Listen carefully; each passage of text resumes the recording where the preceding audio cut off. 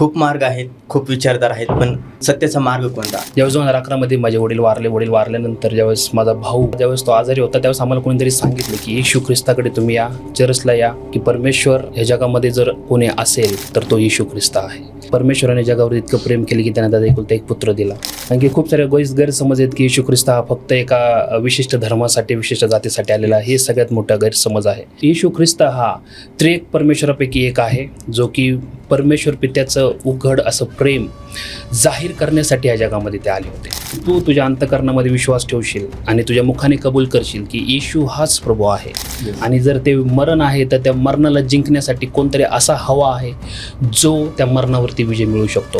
येशू ख्रिस्ताचं जन्मच यासाठी झाला होता की त्याने बोधस्तंभावरती मारावं. येशू ख्रिस्ताचा जन्मच यासाठी झाला होता की त्याने रक्त व्हावं. येशू ख्रिस्ताचा जन्मच यासाठी झाला होता की त्याने दुःख सहन करावं. तर मग येशू कोणासाठी आलेला आहे पृथ्वीवरती? की येशू म्हणाला मार्ग, सत्य आणि जीवन मीच आहे आणि माझ्याशिवाय पित्याकडे कोणी जाऊ शकत नाही.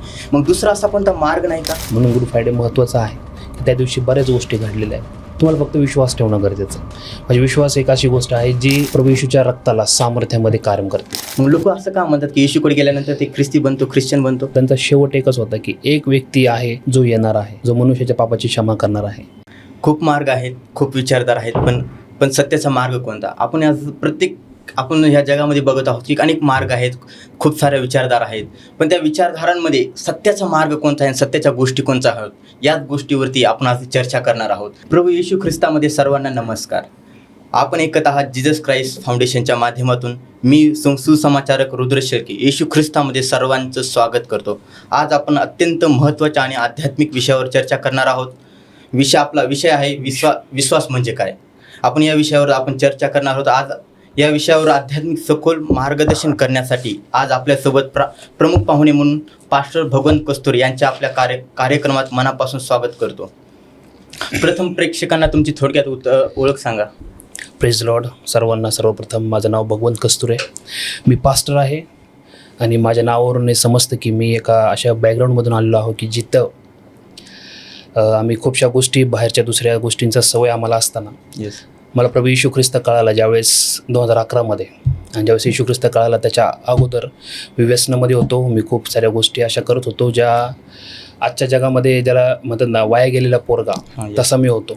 घरामध्ये चांगला आणि बाहेर खूप वाईट होतो आणि खूप सारे व्यसनं, भांडणं वगैरे या गोष्टींमध्ये मी अडकलेलो होतो. पण ज्यावेळेस 2011 माझे वडील वारल्यानंतर ज्यावेळेस माझा भाऊ हा लहान होता आणि लहान असताना आम्हाला ज्यावेळेस तो आजारी होता त्यावेळेस आम्हाला कोणीतरी सांगितलं की येशू ख्रिस्ताकडे तुम्ही या, चर्चला या.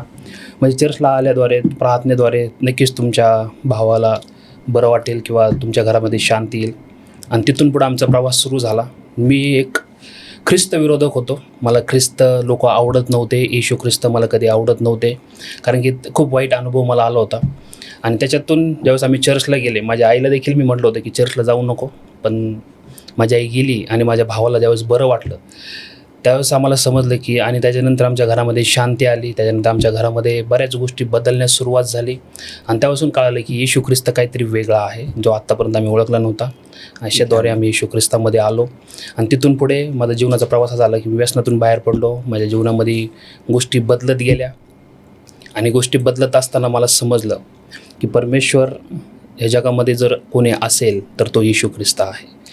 आणि जर मार्ग कोणता असेल तर तो येशू ख्रिस्त आहे. कारण की येशू ख्रिस्त त्यानंतर समजा की जात, धर्म, भेद, रंग, वर्ण याच्यासाठी नाही तर प्रभू येशू ख्रिस्त मानवजातीसाठी आलेला आहे. आणि जसं की वचन सांगतं की योहानाचं पुस्तक आहे 3रा अध्याय त्याचा 16व्या वचनामध्ये लिहिलेलं आहे की परमेश्वराने जगावर इतकं प्रेम केले की त्याने त्याचा एकुलता एक पुत्र दिला. त्याने जगावरती प्रेम केलं, मनुष्यावरती प्रेम केलं, कोणत्याही विशिष्ट जाती आणि धर्मावरती प्रेम केलं नाही. तेव्हापासून मी येशूच्या मागे चालत आहे. आज मला 14 वर्ष होत आले, 14 ते 15 वर्षे की मी येशूच्या मार्गामध्ये आहे. आणि गेल्या 2 ते 3 वर्षापासून मी परमेश्वराची सेवा करत आहे ॲज अ पास्टर म्हणून. संगमनेर या ठिकाणी सेवा आहे आणि त्या ठिकाणी बऱ्याच ठिकाणी आम्ही फिरून परमेश्वराची सेवा करत आहोत. प्रेस. मला खूप आनंद झाला की तुमची अद्भुत साक्ष तुमच्या परमेश्वराने तुमच्या जीवनामध्ये घडवली. कारण तुम्ही एक विधर्मी बॅकग्राऊंडमधून आले आणि परमेश्वरानं तुम्हाला कशा पद्धतीने निवडलं, तुमच्या भावाच्या जीवनात कसं, भावाच्या जीवनापासून तर तुमच्यापर्यंत कसं तुम्हाला कार्य केलं, तुमची आई, तुमचं परिवार, आणि त्यानंतर परमेश्वर विशेष म्हणजे तुम्हाला एक पाचारण पण दिलं. हे खूप अद्भुत गोष्ट आहे. कारण परमेश्वरचा आपण लेकर आहोत आणि परमेश्वरानं आपल्याला निवडलं ही सर्वात महत्त्वाची गोष्ट आहे. पण मला एक येशू ख्रिस्तावरती विश्वास ठेवणं म्हणजे काय, याची मला थोडक्यात माहिती सांगा. येशू ख्रिस्तावरती विश्वास ठेवणं खूप सोपी गोष्ट आहे. पहिले सगळ्यात प्रथम तर हे समजणं गरजेचं आहे की येशू ख्रिस्त कोण आहे. आणखी खूप साऱ्या गैरसमज आहेत की येशू ख्रिस्त हा फक्त एका विशिष्ट धर्मासाठी, विशिष्ट जातीसाठी आलेला आहे. हे सगळ्यात मोठा गैरसमज आहे. येशू ख्रिस्त हा मानवतेच्या उद्धारासाठी आलेला आहे.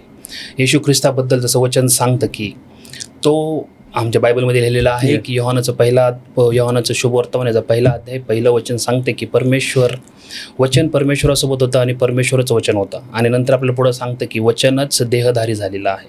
म्हणजे येशू ख्रिस्त हा त्रिएक परमेश्वरापैकी एक आहे, जो की परमेश्वर पित्याचं उघड असं प्रेम जाहीर करण्यासाठी या जगामध्ये ते आले होते. त्यांनी हे दाखवण्यासाठी आले होते की प्रभू येशू ख्रिस्त काय करू शकतो, परमेश्वर काय करू शकतो, परमेश्वराची इच्छा काय आहे, परमेश्वर मनुष्यासाठी किती मोठी योजना बनवतो, याच्यासाठी येशू ख्रिस्त या जगामध्ये आले. आणि कालांतराने त्याची व्याख्या बदलण्यात आली की येशू हा ख्रिश्चन लोकांसाठी आलेला आहे. पण आता त्याच्या पुढं जाऊन आपल्याला वचन समजतं. वचन ज्यावेळेस आपण बायबल ज्यावेळेस वाचतो, बायबल ज्यावेळेस आपण सखोल अभ्यास करतो, त्यावेळेस कळतं की येशू काय आहे किंवा येशू कोण आहे. त्याच्यानंतर आपल्याला हे समजणं गरजेचं आहे की विश्वास एक अशी गोष्ट आहे जी शब्दामध्ये मांडणं त्याला अवघड आहे, ती शब्दात बोलू शकत नाही. पण वचन सांगतं की तू तुझ्या अंतःकरणामध्ये विश्वास ठेवशील आणि तुझ्या मुखाने कबूल करशील की येशू हाच प्रभू आहे, तर तुझं तारण होईल. म्हणजे विश्वास आहे काय, अंतःकरणापासून सुरुवात होते आणि मुखाने कबूल करण्यापासून तर तिथं त्याचा शेवट होतो. आणि उद्धार हा त्या गोष्टीचा प्रतिफळ आहे. मग तुमच्यामध्ये असं म्हणे का, बायबलमध्ये एक ठिकाणी लिहिलं, मत्तईच्या पुस्तकात लिहिलेलं आहे की ज्यावेळेस मरियमला तो देवदूत भेटला होता, त्यावेळेस ते म्हणत की हे कृपा पावलेली स्त्री, परमेश्वराचा अनुग्रह तुझ्यावरती झालेला आहे. आणि त्यावेळेस ती म्हणली, ती त्यावेळेस खूप घाबरली होती, खूप भिली होती. आणि त्यावेळेस ती म्हणली काय आज्ञा, ती म्हणली की परमेश्वराचा पुत्र तुझ्या ठाई, तुझ्या गर्भामध्ये विराजमान होणार आहे. तो सृष्टीचा निर्माण करता, सृष्टीचा उद्धार करता म्हणून, पापांची मुक्तिदाता म्हणून त्याचं स्वतःला संबोधण्यात येईल. म्हणजे तिने विश्वासानेच ग्रहण केलं होतं का त्याला? ते विश्वासानेच ग्रहण केलं होतं. कारण की तिने त्या देवदूताच्या शब्दाला रिस्पॉन्स दिला, तो अशा प्रकारे दिला का जसं तू म्हटलेलं आहेस तसं माझ्यासोबत हो. आणि विश्वास एक अशाच गोष्टीला दर्शवतो की ज्यावेळेस आपण परमेश्वराचं वचन वाचतो आणि ज्यावेळेस त्या वचनाला आपण रिस्पॉन्स देतो आणि त्या होकारमध्ये किंवा आपण त्याला ग्रहण करतो, त्यावेळेस आपला विश्वास हा प्रकट होतो किंवा आपला विश्वास हा दिसून येतो. किंवा आपण असं म्हणू शकतो की विश्वास आपल्याद्वारे व्हायला सुरुवात होते. कारण की बायबलचं वचन सांगतं, इब्रिकरास पत्राच्या 11व्या अध्यायामध्ये पहिलंच वचन लिहिलेलं आहे की विश्वास हा अशा न दिसणाऱ्या गोष्टींविषयीचा आशा आणि भरोसा आहे, जे की तुम्हाला दिसत नाही आहे. पण ह्याचा अर्थ असं नाही की ते अस्तित्वात नाही आहे, पण ते आहे. याच्यासाठी तुम्हाला विश्वास धरणं गरजेचं आहे. मग जर आपण पाहिलं तर विश्वासाची तुम्ही परिभाषा सांगितली, विश्वास म्हणजे काय हे सांगितलं. मग येशू ख्रिस्ताचा जन्मच कशासाठी झाला होता? येशू ख्रिस्ताचा जन्म समजणं गरजेचं आहे की खूप वर्षापासून जर बायबलचा अभ्यास जर केला तर त्यातून आपल्याला समजतं, बायबल वाचल्यानंतर, की परमेश्वर आणि मानवामध्ये एक मोठी दरी निर्माण झाली होती. मनुष्याने पापाद्वारे परमेश्वरापासून आपलं नातं तोडलं होतं, रिलेशन त्यांचं खराब झालं होतं. ज्याची सुरुवात एदेन बागेत झाली होती. एदेन बागेत ज्यावेळेस आदम आणि हवेने पाप केलं त्यावेळेस ते परमेश्वरापासून वेगळे झाले.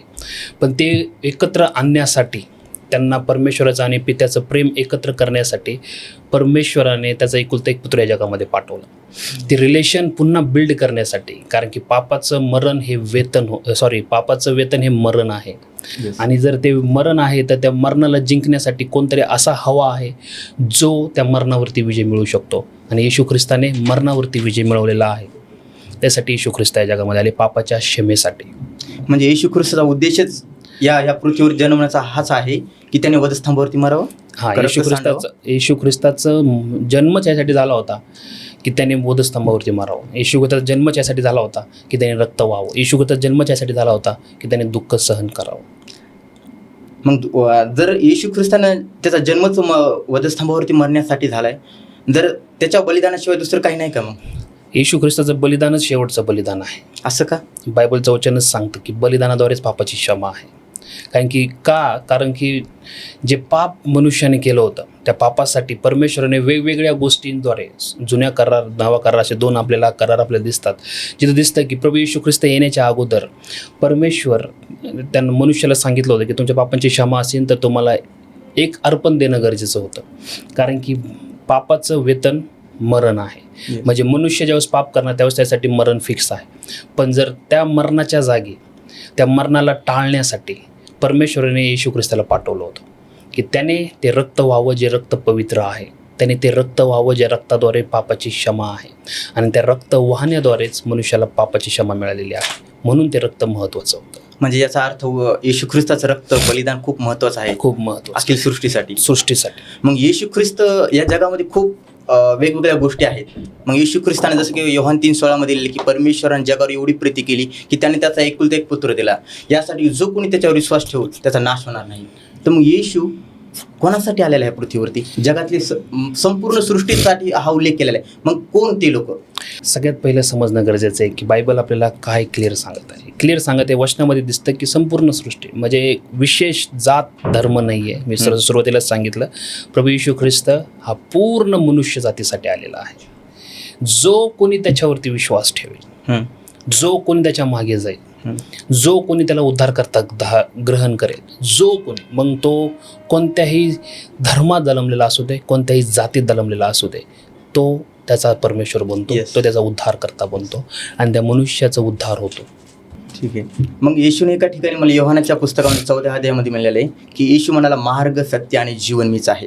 मग याच्या येशू हे शब्द त्यानं वापरलेले आहेत की येशू म्हणाला मार्ग सत्य आणि जीवन मीच आहे आणि माझ्याशिवाय पित्याकडे कोणी जाऊ शकत नाही.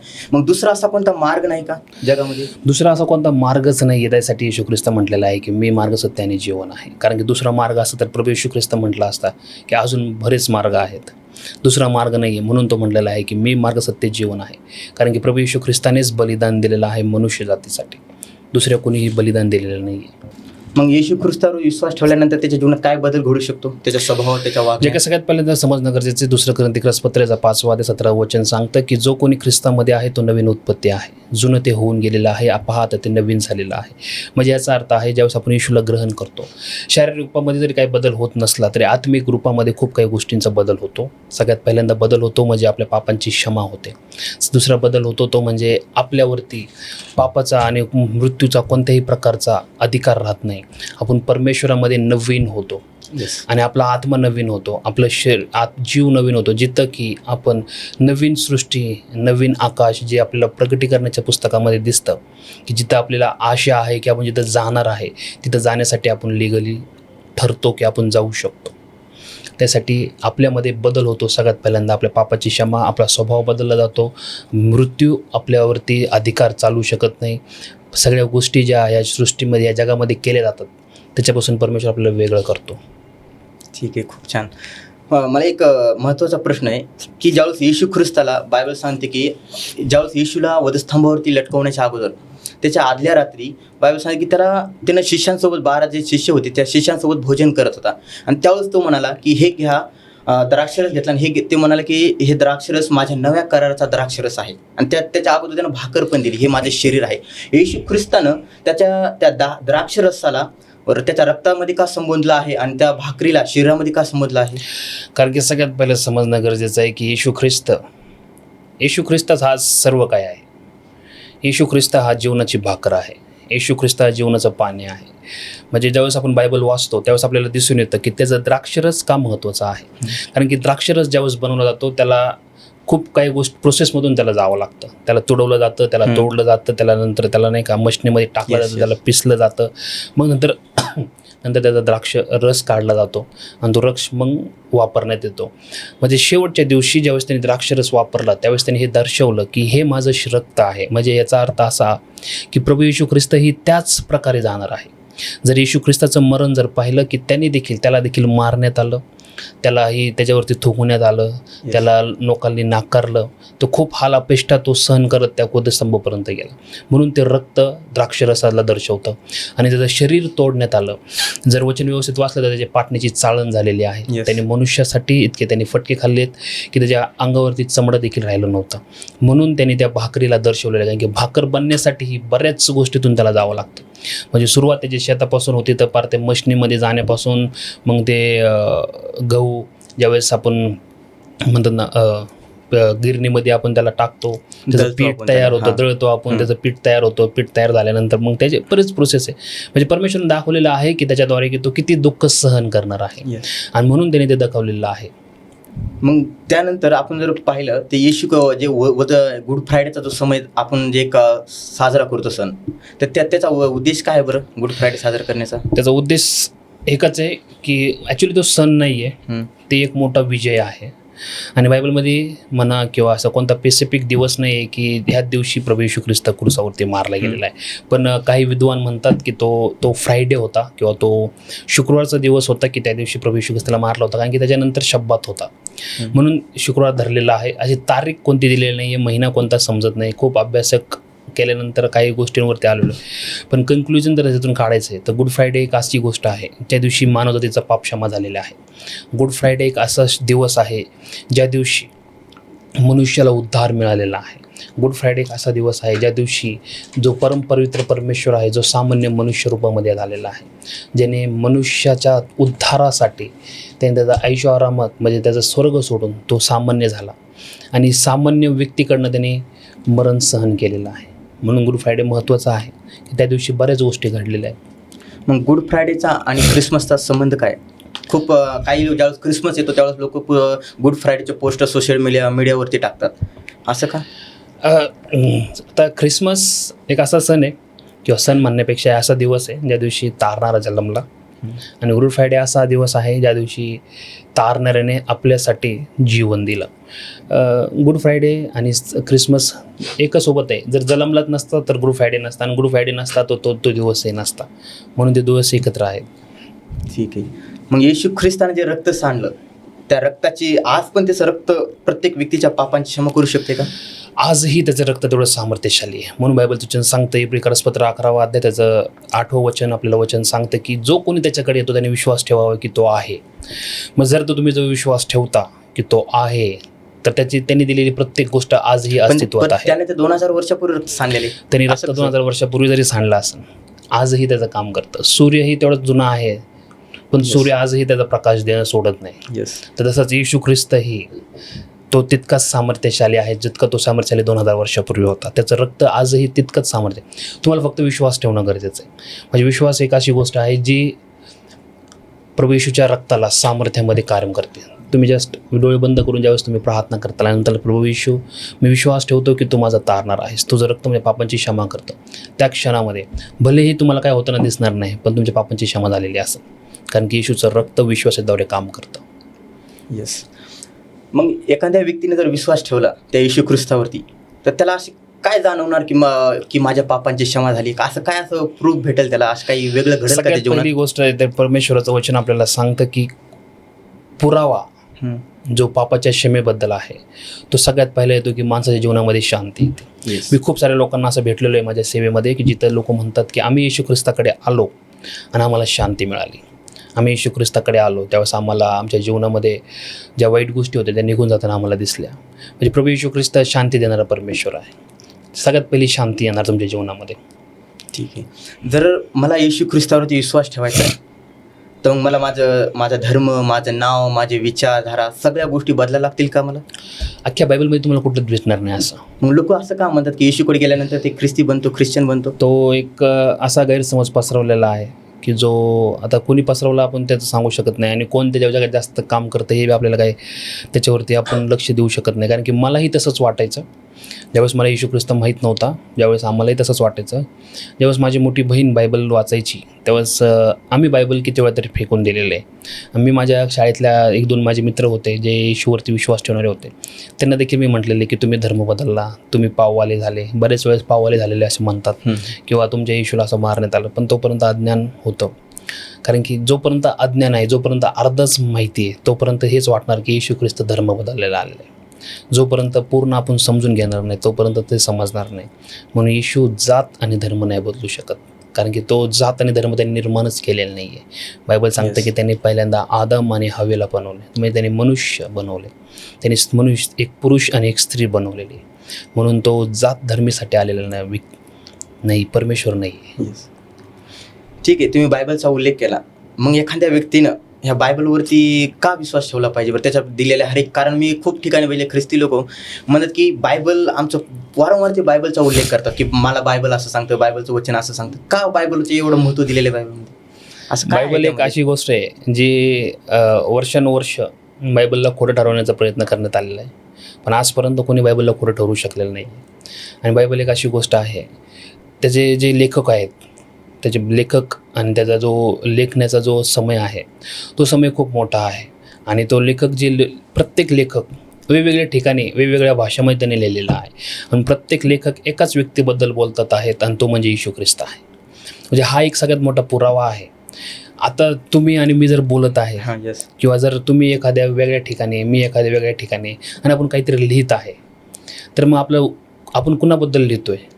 तुम्ही वेगळ्या माणसाबद्दल लिहिणार, मी वेगळ्या माणसाबद्दल लिहिणार, पण आपला लिहिण्याचा उद्देश तो व्यक्ती नसणार आहे. आणि वेगवेगळे व्यक्ती असू शकतात, पण ज्यांनी बायबल लिहिलेले आहेत, जे बायबल लिहिणारे ऑथर्स yes. होते, त्यांचा उद्देश एकच होता की एकच व्यक्ती, तो म्हणजे येशू ख्रिस्त. त्याचा पॉईंट ऑफ व्ह्यू एकच होता. कुणी बेटावरती लिहिलेला आहे, कुणी जेलमध्ये लिहिलेलं आहे, कुणी राजाच्या घरामध्ये लिहिलेलं आहे. वेगवेगळ्या ठिकाणी त्यांनी बायबल लिहिलं, बायबलचे काही पुस्तकं लिहिले, पण त्यांचा उद्देश एकच होता, त्यांचा पॉईंट ऑफ व्ह्यू एकच होता, किंवा त्यांचा शेवट एकच होता की एक व्यक्ती आहे जो येणार आहे, जो मनुष्याच्या पापाची क्षमा करणार आहे, आणि तो म्हणजे येशू ख्रिस्त.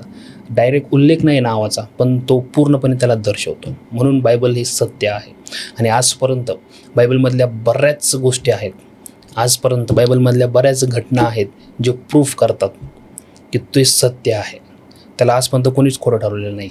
म्हणून बायबल सत्य आहे. म्हणजे तुमच्या मते की येशू ख्रिस्त हा सत्य आहे, येशू तोच ख्रिस्त जीवनाचा हा मार्ग सत्य आहे, आणि तोच उद्धारकर्ता जीवनाचा आहे. मार्ग आहे, तोच उद्धारकर्ता आहे, तोच सर्व काय आहे.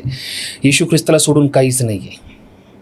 असं कसं असू शकतं? कारण की जगाची तारीख ही येशू ख्रिस्ताला धरूनच चालू होते. आता ते बदललेली गोष्ट वेगळी गोष्ट आहे. जसं की आपण वचन सांगता, आपल्याला माहिती आहे ईसा पूर्व आणि ईसा नंतर, त्याची सुरुवात, त्याच्या तारखेची सुरुवात त्याच्यापासून झालेली, म्हणून त्याच्याशिवाय काहीच नाही. कारण की येशू ख्रिस्त असे विशेष म्हणतात ना, एखाद्या धर्माला तो दाखवत नाही. येशू ख्रिस्त हा क्लिअरली दाखवतो की तो मनुष्य जातीसाठी आलेला आहे. म्हणून आपल्याला येशू ख्रिस्ता मी प्रत्येकाला सांगेल एक गोष्ट, जो कोणी आपल्याला ऐकते, जर तो ख्रिश्चन असेल तर चांगली गोष्ट आहे, पण तो जर ख्रिश्चन नसेल तर त्याला मी एकच सांगेन याच्यातून की एकदा अनुभव घेऊन पहा, एकदा त्याला ओळखून पहा, एकदा त्याच्याबद्दल माहिती करून घ्या. मग तुम्हाला समजेल की येशू ख्रिस्त का महत्त्वाचा आहे, का आज इतका मोठा जनसमुदाय येशूवरती विश्वास ठेवतो. कारण की त्याच्यामध्ये सत्यता आहे. येस.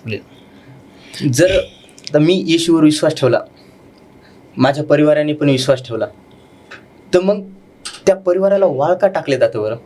म्हणजे लोक का त्याला एक जात बदलाय ना, धर्म बदला, असा गैरसमज का लोकांमध्ये पसरलेला आहे? गैरसमज पसरवलेला आहे ना तो, त्याच्यामुळे तसं केलं जातं. मग येशू ख्रिस्ताला एक ज्यावेळेस येशू ख्रिस्त आपल्यामध्ये नसतो, आपण चर्चमध्ये जातो, चर्चमध्ये बघतो की काही गोष्टी नसतात तिथं, पण देवाची तिथं इबादत केली जाते, उपासना केली जाते. मग देव आत्मा हे त्याचा उल्लेख केला जातो. कसला आत्मा तो आत्मा पवित्र आत्मा, म्हणजे खरं म्हणलं तर परमेश्वर हा मूर्तीपूजेला पूर्ण विरोध करणारा परमेश्वर आहे. तो कोणत्याही प्रकारचा, आता फक्त बायबल ऐकणाऱ्यांसाठी मी सांगेल की बायबल आपल्याला क्लिअर सांगतं की तुम्ही कोणत्याही प्रकारची मूर्तीपूजा करू नये. त्याच्यामुळे बायबल आपल्याला क्लिअरली सांगतं की परमेश्वर हा मनुष्याने निर्माण केलेल्या गोष्टीमध्ये बसत नाही. म्हणून चर्चमध्ये कधीच कुठं तुम्हाला कोणत्याही प्रकारची मूर्ती दिसत नाही, प्रभू येशूचा स्टॅच्यू दिसत नाही, प्रभू येशूचा नाही का पोस्टर दिसत नाही, कारण की ते सर्व काही मानवनिर्मित आहे. आणि म्हणून बायबलचं वचन सांगतं, योहानाच्या पुस्तकात दिलेलं आहे की परमेश्वर आत्मा आहे, आणि तो अशाच आराधकांना शोधतो की जे आत्मेने खऱ्यापणाने उपासना करणारे असतील. म्हणून त्यासाठी तिथं आत्मा म्हणलं गेलेलं आहे. ठीक आहे. मला थोडक्यात पिता, पुत्र आणि पवित्र आत्म्याबद्दल सांगत का? पिता, पुत्र, पवित्र आत्मा एक अशी गोष्ट आहे ज्याच्याबद्दल खूप काही बोललं जातं, खूप काही सांगितलं जातं.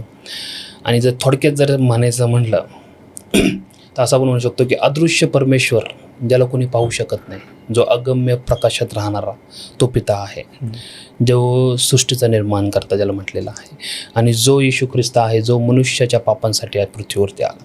आणि जो पवित्र आत्मा आहे, तो आज मनुष्याला परमेश्वरासाठी तयार करत आहे, तो पवित्र जीवन जगण्यासाठी तयार करत आहे. हे तीन वेगवेगळे नसून ते तीन एक आहेत. पित्यामधूनच पुत्र निघलेला आहे आणि पुत्रामधून पवित्र आत्मा आला. मग पवित्र आत्मा हा सुरुवातीपासून आहे, येशू ख्रिस्तही सुरुवातीपासून आहे आणि जरी पिताही सुरुवातीपासून आहे. पण ह्यांचं काम करण्याची जी पद्धत आहे किंवा काम करण्याचं जे आपण म्हणू शकतो ना की एक कालावधी जो वेगवेगळ्या पद्धतीमध्ये झालेला आहे. त्यांनी स्वतःला, म्हणून प्रभू येशू ख्रिस्त म्हणलेलं आहे की ज्याने मला पाहिलेलं आहे त्यानेच पित्याला पाहिलेलं आहे. मग प्रभू येशू ख्रिस्त वचन आपलं सांगतं, प्रेषित कृत्याच्या 16व्या अध्यायामध्ये वचन सांगतं की येशूच्या आत्म्याने पौलाला आशियामध्ये जाऊ दिलं नाही. म्हणजे ह्याचा अर्थ असा आहे की हे सगळेजण हे एक आहेत, हे तिन्ही जण एकमेकाशिवाय काम करत नाहीत. म्हणून ते तीन म्हणजे एक सर्कल आहे का ते सर्कल आहे. सर्कल पण म्हणता येणार नाही, पण ते तीन एकत्र आहेत. चैन. जिथं पिता आहे तिथं पुत्र आहे वचन सांगतं, आणि जिथं पुत्र आहे तिथं आत्माही आहे. हां, येस. एका ठिकाणी उल्लेख आहे की येशू ख्रिस्त म्हणतो की मी पित्याने मला सांगितल्या वाचून मी काहीच करत नाही.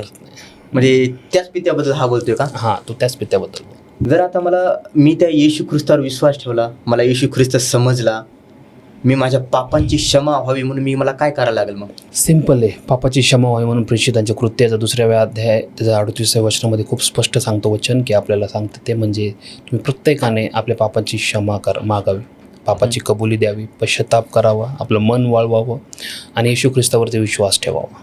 त्याच्यानंतर वचन सांगतं आपल्याला मार्क 16:16 जो विश्वास ठेवतो आणि बाप्तिस्मा घेतो त्याचं तारण होते.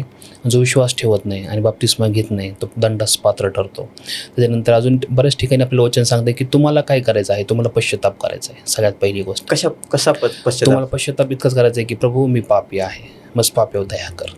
मग त्यासाठी काही बलिदान, त्यासाठी तुम्हाला काही करायची गरज नाही. तुम्हाला जस्ट गुडघे टेकायचे आहेत परमेश्वरासमोर आणि तुम्ही फक्त हात उंच करून फक्त एवढं म्हणायचं की प्रभू मी पापी आहे. मग त्याचे काही नियम पद्धत असेल? काही नियम नाहीये, काही पद्धत नाहीये. म्हणजे मी कोणत्याही समयी मी त्या देवाकडे जाऊ शकतो? कुठल्याही दिवस असो, रात्र असो? दिवस रात्र कोणत्याही समय असो. समजा मी एक्झाम्पल मी ट्रॅव्हलिंग करतोय तर मी ट्रॅव्हलिंग मध्ये पण देवाशी बोलू तुम्ही शकतो? कुठेही बोलू शकता परमेश्वर, तो कुठेही अवेलेबल. म्हणजे देव सदैव आपल्यासोबत आहे? तो सदैव आपल्यासोबत. कारण वचन सांगतं की तो म्हटलेला आहे की ना जगाच्या शेवटापर्यंत मी तुला सोडणार नाही. त्याच्यामुळे तो प्रत्येक ठिकाणी आपल्यासोबत आहे. खूप छान. कारण म्हणजे परमेश्वर एवढा अगम्य आहे की तो सदैव आपल्यासोबत राहण्यासाठी तयार आहे. तो सदैव आपल्यासोबत राहण्यासाठी तयार आहे. मग मला त्यासाठी काय करावं लागेल सगळ्यात जास्त? जर देवाच्या अधिक मला जवळ जायचं असेल तर, कारण एवढा तो अद्भुत परमेश्वर आहे, एवढा शांतीनं भरणार आहे. तर त्याच्यासोबत जाण्यासाठी असा नियम नाही आहे कोणत्या प्रकारचा. आजकाल खूप साऱ्या गोष्टी सांगितल्या जातात, हे करा ते करा, असं करा तसं. मी एका ठिकाणी ऐकलं होतं की लोक म्हणतात जर तुला उद्धार मिळवायचा आहे तर तुला काही गोष्टी करायला लागतील का? म्हणजे जसं की उदाहरणार्थ म्हणलं की तुला उद्धार मिळवायचा आहे तर तुला चर्चमध्ये पेरावं लागेल. तुला उद्धार मिळवायचा आहे तर तुला त्या परमेश्वराच्या काही गोष्टी, चर्चमधले नियम आहेत ते पालन करायला लागेल. जर तुला उद्धार मिळवायचा आहे तर तुला तुझ्या पास्टरांसोबत कनेक्ट राहावं लागलं. असं का म्हटलं जातं? तुम्ही तर बायबलचा उल्लेख केला आहे, बायबल सर्वसमान्य. तसं म्हणायला गेलं ना तर हे सगळं काय आहे, हे आजकालच्या गोष्टी आहेत, आजकालच्या लोकांनी तयार केलेल्या आहेत. उद्धार मिळवण्यासाठी ना तुम्हाला काही ऑफरिंग द्यायचं आहे, उद्धार मिळवण्यासाठी तुम्हाला दशंश द्यायचा आहे, किंवा परमेश्वरासमोर जाण्यासाठी तुम्हाला पास्टरसोबत कनेक्ट. पण ह्या सगळ्या ज्या गोष्टी आहेत किंवा जे आहेत ते आपलं विश्वासूपणा दाखवतात की आपण परमेश्वरासोबत विश्वास आहे. जसं की चर्चला जाणं खूप गरजेचं आहे. येस. जिथं आपला विश्वास वाढतो. पास्टरसोबत कनेक्टेड राहणं खूप गरजेचं आहे, कारण की सैतान आपल्यावरती हल्ला करू नये म्हणून. पण बायबल तर आपल्यासोबत आहे ना, देव तर आपल्यासोबत सदैव राहतो तुम्ही म्हणलात. जरी देव आपल्यासोबत सदैव राहतो. आता एक उदाहरण म्हणून सांगण्याचं जर सांगितलं, एक चूल आहे, एक चूल तुम्ही पेटवली, ठीक आहे. त्या चुलीमध्ये 4-5 लाकडं ठेवलेत आणि त्या 4-5 लाकडं जळत आहेत. त्यातलं एक लाकूड बाहेर काढायचं आणि त्याला वेगळं ठेवायचं. त्याच्यासोबत आग आहे, ते जळतच राहणार. येस. मग किती वेळ जळणार ते? एक 10 मिनटं. थोड्या वेळ जळल्यानंतर ते विझून जाणार. येस. ते विजल्यानंतर त्याचं काय होणार आहे, ते विस्तूर होणार आहे. विस्तूर झाल्यानंतर त्याचं काय होणार आहे, थोड्या वेळ ते अजून विस्तूर राहील. त्यानंतर काय होणार आहे, त्याचा कोळसा होणार आहे. आणि कोळसा काय होतो, फेकून देण्यात येतो. तसं विश्वासणाऱ्याचं जीवन आहे. जर तो चर्चमध्ये जाणार नाही तर तो त्या आगीत राहणार नाही. तर लोक म्हणतात आपण घरी बसून प्रार्थना करू, नाही होऊ शकत. घरी बसून काय होणार नाही. म्हणून तुम्हाला वचन सांगतं की प्रेषितांच्या कृत्यामध्ये बायबल सांगतं की ते रोज भेटत होते आणि वचनाची भाकर ते मोडत होते. म्हणून तुम्हाला रोज म्हणण्यापेक्षा दर रविवारी तुम्हाला चर्चमध्ये जाणं गरजेचं आहे. तुम्हाला ते वचन ऐकणं गरजेचं आहे. तुम्हाला विश्वासणाऱ्यासोबत संगती करणं गरजेचं आहे, ज्याच्याद्वारे तुम्हाला सैतान हरवू शकत नाही किंवा त्याच्याद्वारे तुम्हाला सैतान पाडू शकणार नाही. म्हणून तुमचा विश्वास कमजोर नाही पडणार त्यावेळेला. तुम्हाला चर्चला जाणं खूप गरजेचं आहे. चर्च फक्त विश्वासापुरतंच त्या देवासोबत नातं स्थापन करणं महत्त्वाचं आहे की त्याच्या पलीकडे पण काही गोष्टी आहेत? विश्वास तुमचा आहे, हं. विश्वास परमेश्वराचा नाही आहे. जर मी येशूवर विश्वास ठेवला तर तेवढंच मला विश्वास ठेवण्यापुरतंच त्या विश्वास ठेवल्यानेच माझा उद्धार होऊ शकतो फक्त की विश्वासाद्वारेच उद्धार होऊ शकतो. पण बाप्तिस्म्याचा पण उल्लेख केला आहे ना एका ठिकाणी. कारण की तो विश्वासाद्वारे ते कृती दिसते. आपण जर एखाद्या व्यक्तीवरती ज्यावेळेस विश्वास ठेवतो तर त्यावेळेस सगळ्यात पहिलं आपण ते काम करतो जे त्याला आवडतं किंवा त्याला जर मदत हवी आहे तर आपण किंवा माफ करा, मदत नाही म्हणता येणार, पण त्यांनी जर एखादी गोष्ट सांगितली, आता जसं फॉर एक्झाम्पल गाडीचं आपण उदाहरण घेऊ शकतो. एखाद्याचा आपल्यावरती विश्वास आहे आणि त्याने आपल्याला सांगितलं बाबा माझी गाडी घेऊन जा, तो का सांगतो? कारण की आपला विश्वास आहे. किंवा आपण त्याला आपली एखादी वस्तू का देतो? कारण की आपला त्याच्यावरती विश्वास आहे. तसंच आहे, बाप्तिस्मा का सांगितलेलं आहे? तुम्ही विश्वास ठेवला आहे, हे कशावरून दिसणार आहे? त्याला तुम्ही कृतीमध्ये दाखवणं गरजेचं आहे. मग तो म्हणजे कृतीमध्ये सगळ्यात पहिल्यांदा येतो म्हणजे बाप्तिस्मा. दुसरं कृती जी येते तर ते म्हणजे विश्वासाच्याद्वारे येणारे कार्य येतात. मग तुम्ही विश्वासाद्वारे ज्यावेळेस काम करताल म्हणजे जसं की चांगलं करणं आहे, तुमच्यामध्ये जे फळं दिसणं गरजेचं आहे, तुमच्या स्वभावामध्ये बदल होणं गरजेचं आहे, तुमच्या गोष्टी ज्या आहेत त्या बदलत जातील, तुम्ही प्रभूला जे आवडणार आहे तेच तुम्ही करणार आहे, बायबल जे सांगतं तेच तुम्ही करणार आहेत, हे विश्वासाला दर्शवतं. म्हणजे मला बाप्तिस्मा घेणं गरजेचंच आहे. जर तुम्ही तरुण आहात, आज तुमच्याकडे वेळ आहे, तर तुम्हाला बाप्तिस्मा गरजेचा आहे. आणि जर एखादा व्यक्ती मरणाच्या दारामध्ये उभा आहे, जो पाण्यात नाहीच बुडू शकत, तर त्यासाठी बाप्तिस्मा एवढा इम्पॉर्टन्स नाही. कारण की आपल्याला उदाहरण म्हणजे चुकीच्या पद्धतीत नाही घेतलं तर मी सांगेल की जो चोर लटकला होता त्याने बाप्तिस्मा नाही घेतला, पण जर शिष्य पाहिले तर प्रभूने त्या शिष्यांचे पाय धुतलेत, त्यांना आंघोळ घातले, कारण तो एक प्रकारचा त्यांचा बाप्तिस्मा होता. म्हणजे जर वेळ आहे तर तुम्ही बाप्तिस्मा घेणं गरजेचं आहे. आणि जर तुमच्याकडे वेळ नाही आहे, तुम्ही पार मरणाच्या दारात आहात, तर तुमच्यासाठी बाप्तिस्मा नाही, तुमच्यासाठी विश्वास महत्त्वाचा आहे. खूप छान. मला एक प्रश्न आहे माझा की येशूवर मी एखाद्या व्यक्तीने विश्वास जर ठेवला, त्यानं बाप्तिस्मा घेतला, ते देवासोबत चालायला लागला, इमानदार राहिला, विश्वासू राहिला, पण त्यानंतर त्याच्याकडून जर पाप घडायला लागले, चुका घडायला, जसं की खून व्हायला लागला, व्यभिचार व्हायला लागले, वेगवेगळ्या गोष्टी घडायला लागल्या, तर मग देव त्याला क्षमा करेल का? मग तो विश्वासू नाही राहिला ना. पण चूक आहे ना, चूक झाली ना, परत पश्चाताप करतोय ना. हां, त्यांनी पश्चाताप करायला पाहिजे त्याने. कारण एका ठिकाणी मी वाचलं होतं की जर तुम्ही देवाकडे तौबा केली, माफी मागितली, तर तो देव एकदाच क्षमा करेल, पण परत तो क्षमा नाही करणार. एकदा क्षमा करणारा परमेश्वर नाही. जर तो पेत्राला सांगू शकतो तू तुझ्या भावाला 770 वेळा क्षमा करावी, तर तो परमेश्वर किती वेळा क्षमा करू शकतो? मग वचन पण सांगतं, नीती सूत्रामध्ये वचन सांगतं की धार्मिक हा 7 वेळा पटेल, पण तो उठून उभा राहील. जर तो पडणार कधी? ज्यावेळेस तो उभा आहे. जर तो उभाच राहिला नाही तर तो पडणारच नाही. म्हणजे जर तुम्ही चालत आहात, तुमच्याकडनं पाप होऊ शकतं, तुमच्याकडनं चुका होऊ शकतात. म्हणजे याचा अर्थ असा नाही आहे की तुम्ही ते चुका करत राहायला पाहिजे, तुम्ही ते पाप करत राहायला पाहिजे. म्हणजे परमेश्वराचं वचन काय सांगतं आपल्याला की तुम्ही एक पाप किंवा एक चूक तुम्ही रिपीट करताय, तर तुमचा स्वभाव झालेला आहे. तुम्ही जर ते सोडून देताय तर तुमच्यासाठी ती क्षमा मिळालेली आहे तुम्हाला, तुमच्यामध्ये तो बदल आहे आणि त्याच्याबद्दल परमेश्वर आशीर्वादित करतो. ठीक आहे. आता आपण ह्या गोष्टीवर खूप चर्चा केली, विश्वासाबद्दल, तारणाबद्दल, एक येशू ख्रिस्ताच्या रक्ताबद्दल, म्हणजे पाप क्षमा कशी मिळवायची, येशू ख्रिस्तावर विश्वास कसा ठेवायचा, पवित्र आत्मा काय आहे. तर मग जे आपल्याला हे ऐकत आहेत हा पॉडकास्ट जीसस क्राइस्ट फाउंडेशनच्या माध्यमातून, तर या नवीन लोकांबद्दल तुम्ही काय सांगाल? मी नवीन लोकांना एकच सांगेल, सगळ्यात पहिल्यांदा जो कोणी ऐकत असेल, जो नवीन असेल, जुना असेल, प्रत्येकाला मी सांगेल जगाचा शेवट खूप जवळ आलेला आहे. बायबल वचन जसं सांगतं की शेवटच्या दिवसांमध्ये तुम्ही पाहताल युद्धाच्या बातम्या, भूकंप, दुष्काळ, बऱ्याच गोष्टी आता सर्व काही घडत आहे. पण यातून घडताना मी तुम्हाला एकच सांगण्याचा माझा प्रयत्न आहे की बायबल हे सत्य आहे. प्रभू येशू ख्रिस्त कोणाचा धर्म आणि जात बदलण्यासाठी आलेला नाही आहे. तर तुम्ही विश्वास ठेवा अंतःकरणापासून, एकदा अनुभव घेऊन पहा की तो किती चांगला आहे. नक्कीच तुमच्या जीवनातले प्रश्न ते सुटताना तुम्हाला दिसतील, तुमच्या जीवनामध्ये बदल होताना तुम्हाला दिसेल. तुम्हाला हा अनुभव येईल की काहीतरी अगम्य अशी शांती तुमच्या जीवनामध्ये आली आहे. म्हणजे तुम्हाला येशू ख्रिस्ताकडे येणं, जुना असो नवीन असो, तुम्हाला फक्त विश्वास ठेवणं गरजेचं आहे, पापाची क्षमा मागणं गरजेचं आहे, पश्चाताप करणं गरजेचं आहे आणि वाईट गोष्टी सोडून देणं गरजेचं आहे. त्याच्याद्वारे उद्धार हा तुम्हाला मिळणार आहे. बस दुसरं काही नाही आहे. तुम्हाला दुसरं काही द्यायची गरज नाही आणि दुसरं काही घ्यायची गरज नाही. तुम्हाला फक्त विश्वास ठेवणं गरजेचं आहे. आणि बायबलनुसार जीवन जगणं. बायबलनुसार जीवन जगणं गरजेचं आहे. येस.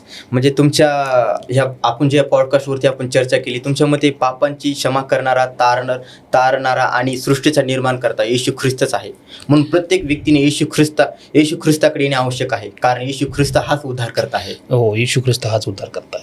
ठीक आहे. आजच्या ह्या आशीर्वादित संवादासाठी खरंच तुमच्या मनापासून मी आभार मानतो. कारण पास्टर तुमची मी सेवक आहे. तुमचं एक परमेश्वरानं तुम्हाला विधर्मी परिवारातून आणलं, तुमच्या परिवारामध्ये अद्भुत गोष्टी केल्या आणि तुम्हाला तुम्ही जसं सांगितलं की तुमची संगमनेरमध्ये मिनिस्ट्री चालू आहे, त्याबद्दल खूप आनंद वाटला मला. कारण परमेश्वर एखाद्या अविश्वासू व्यक्तीला ख्रिस्ताकडे कशा प्रकारे आणू शकतो हे परमेश्वरच करू शकतो. फक्त परमेश्वर. तर मग आजच्या ह्या संवादासाठी मी प्रभू येशूचे आणि तुमचे पण मी खूप आभारी मानतो. आणि आजचा हा संदेश, आजचा हा संवाद प्रत्येक व्यक्तीसाठी आशीर्वादित होईल आणि एक त्यांच्या जीवनामध्ये एक नवीन प्रेरणा आणि एक नवीन आशा घेऊन येणार असेल, यात अशीच आपण अपेक्षा करू. धन्यवाद. मी पण तुमचे आभार मानतो की तुम्ही मला बोलवलं या ठिकाणी आणि हे सांगण्यासाठी. आपण जे काही ऐकलं, जे काही बोललो, याच्याबद्दल परमेश्वराला सर्व गौरव मिळो. तो गौरवी परमेश्वर आहे आणि तो सर्व महिमायुक्त परमेश्वर आहे आणि लवकरच तो येणार आहे. म्हणून प्रत्येकाला मी सांगेल पुन्हा एकदा, येशूवरती विश्वास ठेवा. ठीक आहे. आमेन. Praise the Lord. धन्यवाद.